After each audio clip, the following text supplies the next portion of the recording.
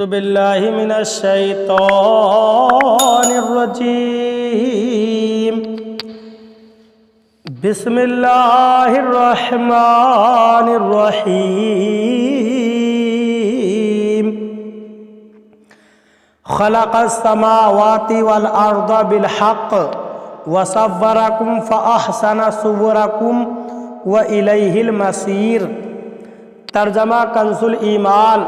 اللہ کے نام سے شروع جو نہایت مہربان رحم والا۔ اس نے آسمان اور زمین حق کے ساتھ بنائے اور تمہاری تصویر کی تو تمہاری اچھی صورت بنائی اور اسی کی طرف پھرنا ہے۔ ترجمہ کنز العرفان۔ اس نے آسمان اور زمین حق کے ساتھ بنائے اور تمہاری صورتیں بنائی تو تمہاری اچھی صورتیں بنائیں اور اسی کی طرف پھرنا ہے۔ خلق السماوات والارض بالحق۔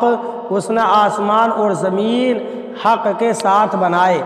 ارشاد فرمایا کہ اللہ تعالیٰ نے آسمان اور زمین حق کے ساتھ بنائے جن میں ہزاروں دینی اور دنیاوی مصلحتیں ہیں، اور اس نے تمہاری صورت بنائی تو دیگر مخلوق کے مقابلے میں تمہاری اچھی صورتیں بنائیں۔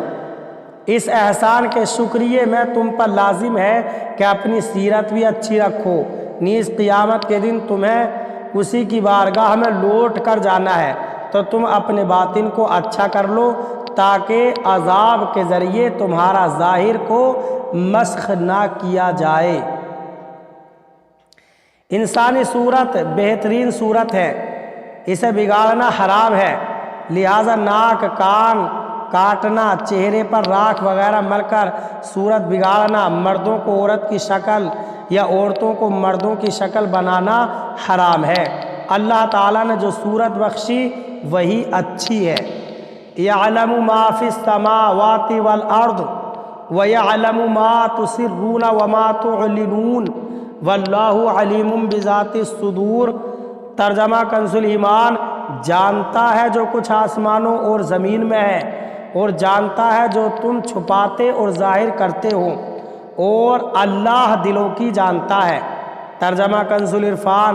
وہ جانتا ہے جو کچھ آسمانوں اور زمین میں ہے اور وہ جانتا ہے جو تم چھپاتے ہو اور جو تم ظاہر کرتے ہو، اور اللہ دلوں کی بات خوب جانتا ہے۔ یعلم ما فی السماوات والارض۔ وہ جانتا ہے جو کچھ آسمانوں اور زمین میں ہے۔